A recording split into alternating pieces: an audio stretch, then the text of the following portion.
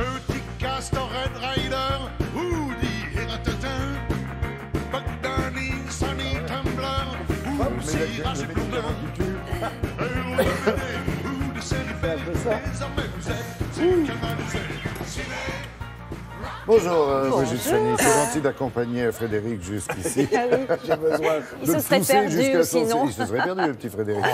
Alors, on va parler de l'histoire de la BD, mais avant ça, l'histoire du dessin. Et j'imagine que vous allez nous parler de Lascaux, tiens. Ah, bah évidemment. Ça, on parle... Alors, pour quelle raison bonjour Laurent. D'abord parce que c'est le 46e Festival international de la bande dessinée à Angoulême qui débute demain jusqu'à dimanche. Il n'écoute pas, le monsieur. Parce que oui, vous venez de le dire, mais c'est très bon. Oui, vous savez que c'est une émission où ça circule beaucoup. Oui. Enfin, en tout cas, les téléspectatrices. Les commentaires et les infos aussi. Ah oui. Alors, en fait, non, mais vous avez raison. Mais j'aime bien le rappeler parce que voilà, c'est une ville qui vit de la bande dessinée et toute l'année, en fait. Hein.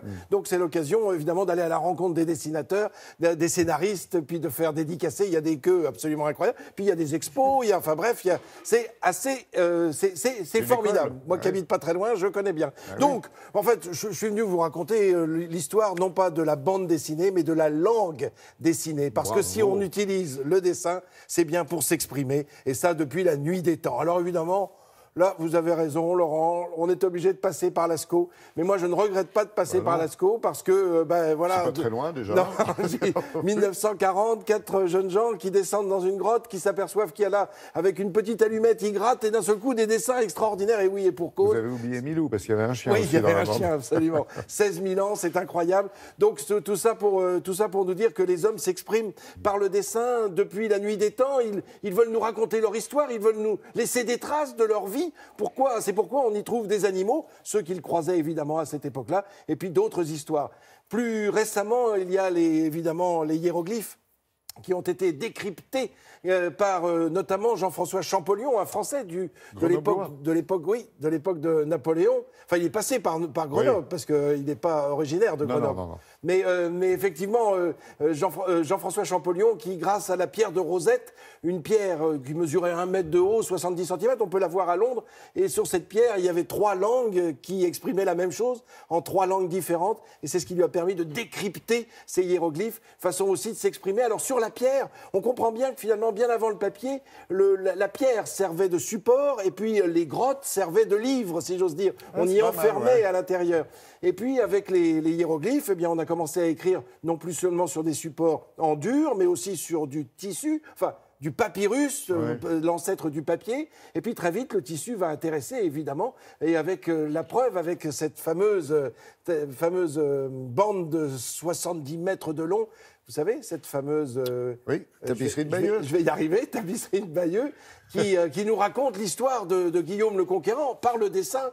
Alors, il y a très peu de texte sur cette BD très ancienne, il y a juste quelques mots qui sont inscrits, et ça date de 1066, c'est dire si, évidemment, ça nous raconte une très ancienne histoire. Alors, le fait d'inscrire ça sur le tissu, là, c'est une bande de lait, mais on voit aussi les gobelins, par exemple, qui nous transmettent aussi des messages, des dessins, et aussi des textes.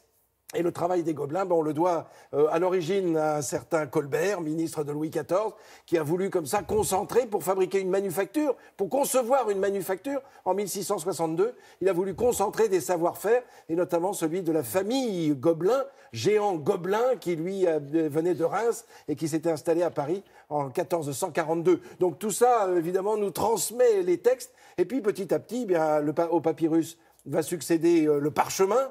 Vous savez que le parchemin, c'est une inscription sur une peau animale, alors que le papyrus, c'est quelque chose de végétal. On va y revenir au papyrus, finalement, en fabriquant le papier. Absolument. Et d'ailleurs, le papier, dès l'origine, c'est vrai, utilise beaucoup d'éléments naturels, beaucoup de plantes, et ce sont les Chinois qui nous proposent cette innovation. Et à partir du moment où le papier est là, évidemment, avec Gutenberg, on va voir apparaître l'imprimerie, on le sait, mais aussi le dessin, et le dessin avec les premières bandes dessinées. Alors, la vraie bande dessinée, celle que l'on retrouvera pendant tout ce week-end, eh bien ça c'est la bande dessinée, on le doit aux Anglais, Rowlandson, 1812 à peu près, vous voyez, et puis des personnages qui vont très vite apparaître. Je vous propose là une petite dame que vous connaissez bien, Bécassine. Votre cousine, là. Oui, 1905, qui était la cousine de Marie Quilouche, et on se souvient de ces histoires. Ça a duré pendant une 40aine d'années, et ça a formé le caractère de nombre de nos grands-mères, parce que la semaine de Suzette a évidemment bercé beaucoup de nos anciennes. Et puis, je voudrais terminer avec 2 personnages que l'on a fêtés en plus ici. Un Télématin, c'était à la fin de l'année dernière, 2018, c'était les 90 ans de Mickey. Alors là, évidemment, un personnage incroyable, c'est Walt Disney. Walt Disney qui est né à Chicago, mais qui a tout de suite été emmené par sa famille dans le Missouri. Ça ne s'invente pas quand on dessine, Missouri, quand on dessine Mickey.